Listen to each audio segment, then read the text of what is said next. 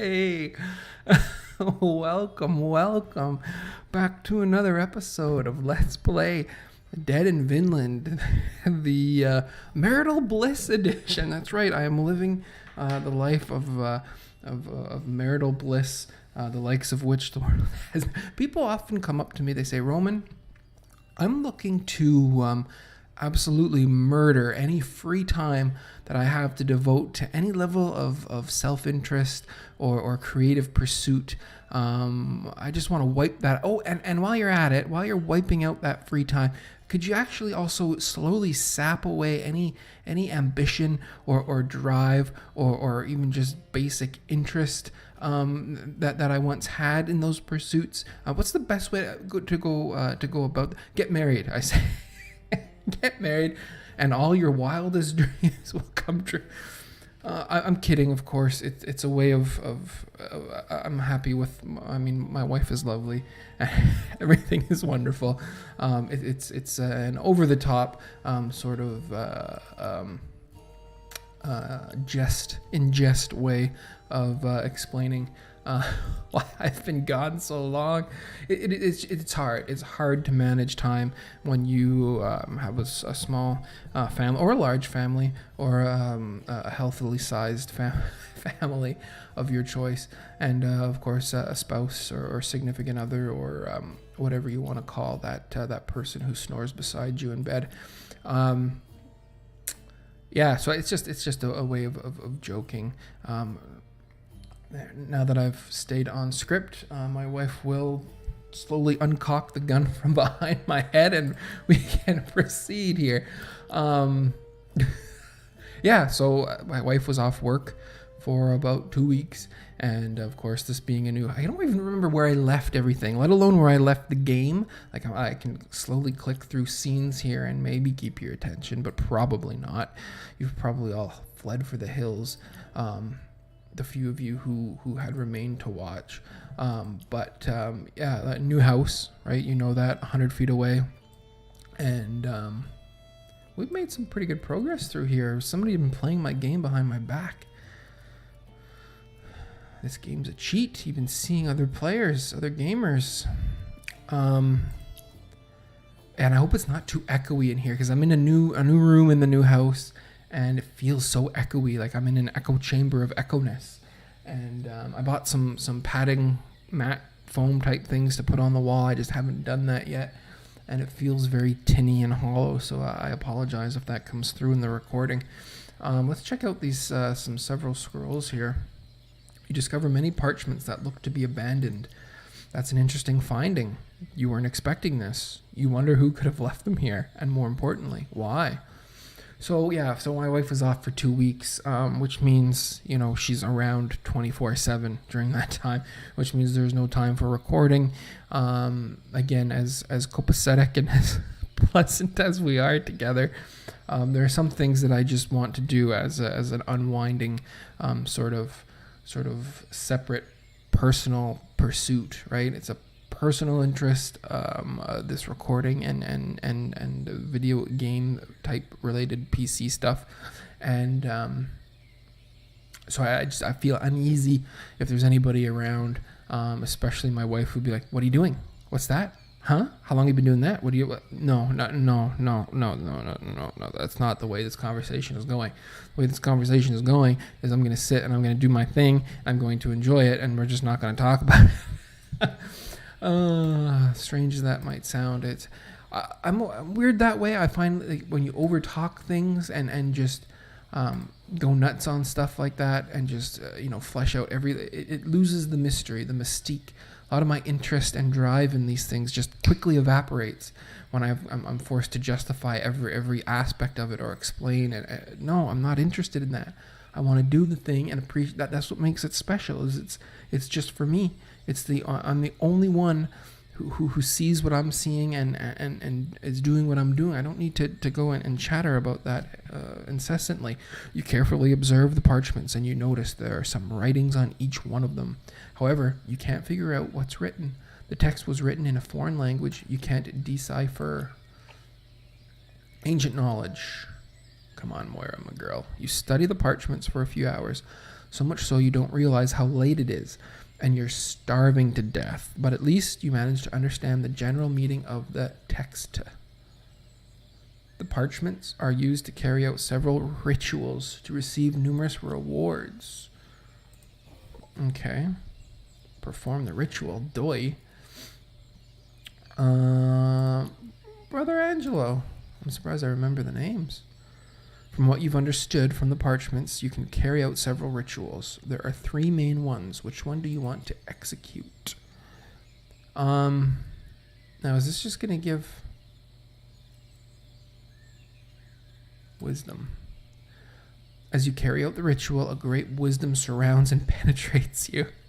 When it's over, you feel like your way of thinking has changed and your thinking process is more intense. 5 wisdom. That's it. That's what I was worried about.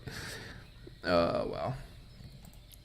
But yeah, so while she was here, we did some, not major construction, but we put up, a couple of new walls in the basement for my daughter's room, and that's why I'm now in my daughter's old room, which is the smallest room in the house, which I've now turned into my... I hope you can hear that creaking of the chair, into my office space. So that took some time. I can't remember where we even left everything. Where the furnace catastrophe of 2018, had that come to a conclusion? I don't even remember where it all got left off. A mysterious ice block sits on what looks like a stone altar.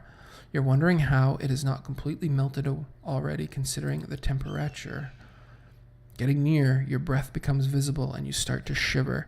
The air around the altar is way colder than the rest of the valley. It is. Don't mess with me, because it is. You spot something trapped in the ice. It looks like a tankard of sorts, or a drinking horn with intricate carvings. A horn with intricate carvings. Aha. Well, we'll send Moira. This is not to be messed around with. The ice is thick. Excuse me, but you misspelt thick. It's 2 C's. You have to get close to make out the details of the thing trapped in it. It is a drinking horn circled with several bronze ornaments. On the middle of the horn is a big line inlaid with bronze. Is that ominous throat music playing in the background? This is not a line. This is the I rune. Izaz, the ice. This rune embodies stillness, inactivity, stasis, but it has a deeper meaning. Izaz encourages to set aside passions and feelings so that one can maintain an ice-cool and objective mind for when you need to act. Okay. So stasis, but also having the mind to act. We will see what happens when we double penetrate this here. Just staying close to the ice makes you shiver. Extend your hand and touch the ice. The cold burns your skin a bit, but nothing unexpected. What's unexpected, though, is the behavior of the ice. Where your hand is placed, a little smoke rises, but that's not what surprises you. The ice seems to melt from the drinking horn, slowly, starting from the top of the ice block and following a spiral. On the other hand, the air around you, your feet grows colder. A bluish mist forms and starts crystallizing on your shoes. Okay. So it's about stasis, but knowing when to act. So we're going to wait. That's the stasis part, the sort of... they didn't use the word lethargy, did they? Lethargy? No. But we're going with this, and then we'll know when to act. The ice keeps slowly recoiling from the top of the small iceberg, and it keeps growing on your legs. You're starting to lose any feeling in your toes. You may be curious about how far the melting can go, but you're going to catch a cold if this continues, or worse. We'll stay still one time.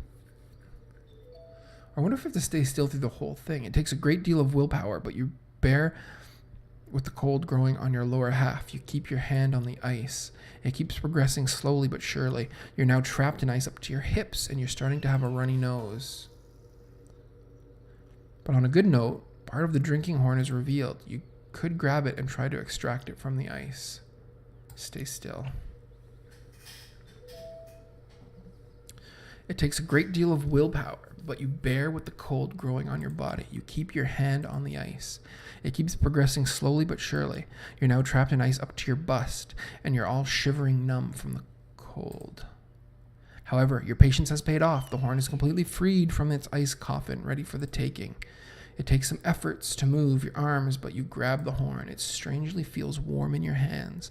Maybe something valuable inside? You insert one hand in the horn. Your hand is too big, and the horn is too weakened by the cold. It breaks, revealing its contents. A golden bead and a warm crystal. What are these beads? Fire crystal, that's something. Sage powder, okay. You're still trapped in ice, though. You feel numb, but not cold anymore. It's strange. You rub the stone on the ice, and it slowly melts. It takes you some time and a great deal of efforts to free yourself using the warmth of the crystal, but you did it. You will have a nasty cold, though. Yeah, that's fine. We'll visit the old healing tent. Sister-in-law will take care of us quite nicely. So yeah, the furnace got sorted out. That all, it took longer than I wanted, but it all worked out in the end.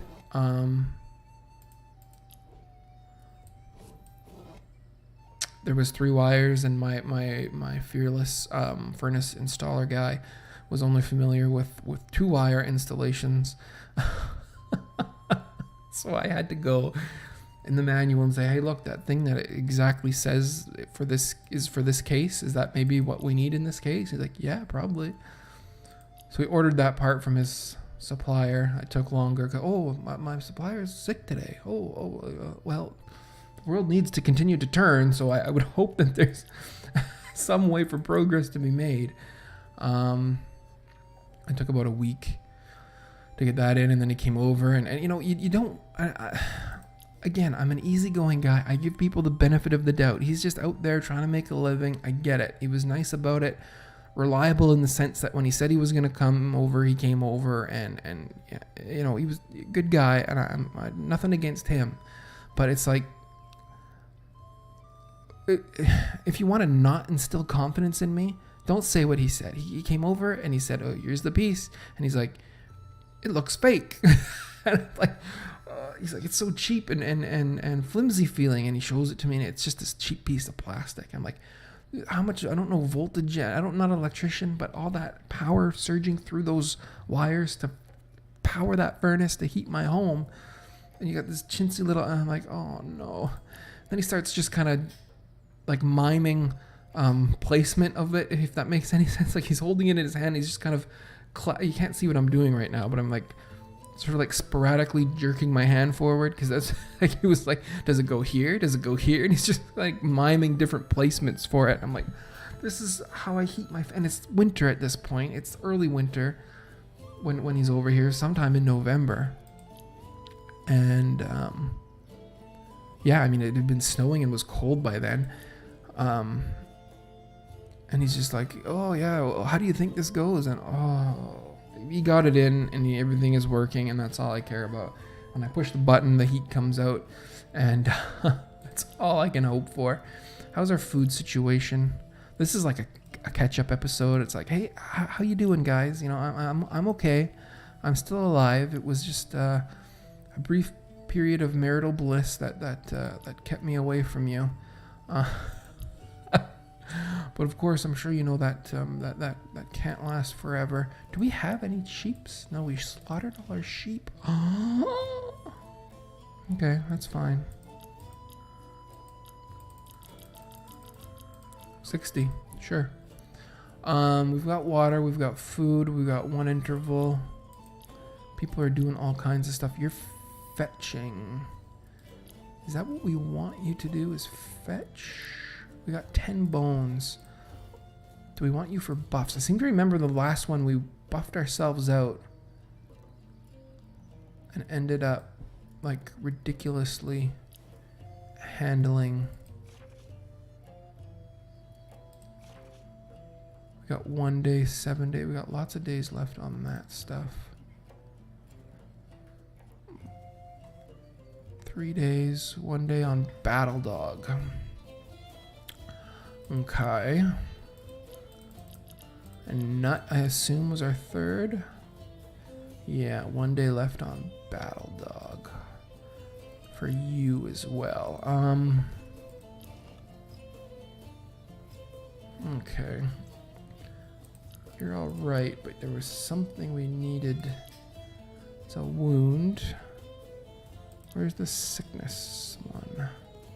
This one? Aha. There we go. What? Fever? No. Bloodwood does not have a fever. Nothing for you there. And nothing for you there. Okay, that's good. Yeah. Oh yeah, I wanted to do this. I'll check my tasks. Find a curse. Insults. Yes, it was an insult duel. There's really no other battles to be had then. So I guess we'll have to just take it easy.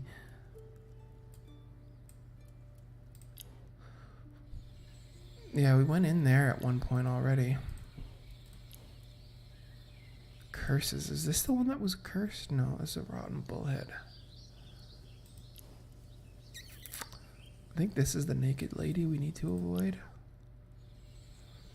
A monstrous chained wolf. We'll tackle this now, sure. A fearsome black wolf stands before you, its eyes filled with the darkest rage you've ever seen. The beast's massive collar is chained to the ground and its legs are fettered by ropes. It looks severely wounded, if not dead, yet fiercely alive. Fiercely alive is a great line. Fiercely alive. I gotta write that one down. I like that a lot. The wolf wears a bizarre crown made of wood and gold, which displays a striking symbol, possibly a rune. Oh, come on, we're not going to attack the beast. Although it looks like it wants to kill us. Moira, the wisdom goddess, the goddess of wisdom. Praise be thy name. Low, rumbling throat music in the background, isn't that? The crown is a crude work, as if it was supposed to be some delicate jewelry, but fashioned by the clumsy hands of giants. This is an ancient knowledge check. You remember the symbol is Tiwaz, the rune of justice, rationality, and self-sacrifice for the greater good of society. It is also the mark of Tyr, a god who, if you remember well, gave his right hand for a worthy cause. Free the beast! Go for it, Eirik. It's all you. No matter the reasons for this beast's captivity, you don't think any creature deserves such a torment. You cautiously try to grab a chain while keeping your distance. Oh, that was close. I have no reason why to suspect it was close or not. You successfully grab a chain and step back, out of reach from the beast. With all your might, you try to remove the pike on which the chain is attached out of the ground. Use your muscles. With great efforts, you succeed in pulling out the pike and its chain, but to your astonishment, they instantly vanish from your hand and reappear in place. Wow. While your task is hopeless, you notice a change in the wolf's behavior. He's now looking at you, quietly, waiting, his jaws wide open. Put a hand in its mouth. Tomo, she's on like this, I forget what they called it. Well, she's a warrior princess or something. But I seem to remember early on in our Dead in Vinland days when we first got Tomo. She was our first guest, don't forget. She's like she's tormented by something, right? There's something that haunts her. She's out here to prove herself. She's exactly the kind of person who would try this, plus she just also happens to have the stats for it. With great apprehension, you insert your hand into the wolf's mouth. This is incredibly stupid. Brave perhaps, but stupid, and yet nothing happens. The beast doesn't try to tear your arm off. After some uncomfortably long minutes, you extend your fingers. There's something deeper down into the wolf's throat. Oh, 63. No.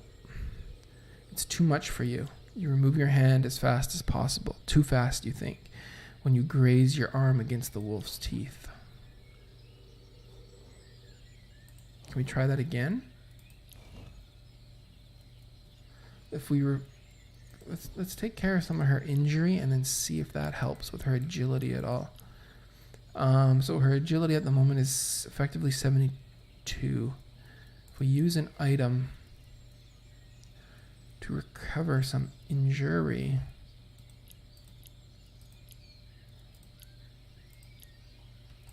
Perfect. Does that change her effective? She's back up to 77. We'll try it one more time with her, and then we will try someone else. Great apprehension. Insert your hand. We wait with 100% courage. Incredibly stupid. Yes, we know that. Extend your fingers. There's something deeper in there. We only went up to 67%. We got it. You managed to catch something, but it's stuck. You'll have to pull it out with sheer force, whatever it is. Trying to resist to the beast's atrocious breath. You get a grip as firm as you can and pull. You keep pulling until you bring back a severed gnawed right hand in broad daylight. You contemplate your gruesome trophy for a while, more baffled than horrified. Moments later, the half-digested hand opens, revealing a small metallic... This is a freaking bead, I swear. You see no trace of the wolf. Oh my god, you've got to be kidding. Oh, there we go. That's something. A crown. Crowns are nice. They're so pretty. Back to camp. We'll check out this crown, because otherwise I will forget. And I'll just say, I am back. See, I forgot about this. Wisdom +5. Charisma +5. We'll read the flavor text later. We'll get it. I am back.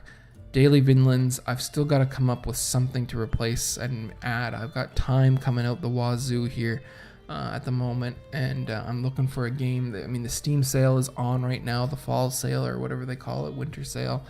Till November 20-something. So I've got a day tonight to figure it out. And hopefully I'll come up with something good that I enjoy playing and talking over. But until then, thanks very much. See you soon.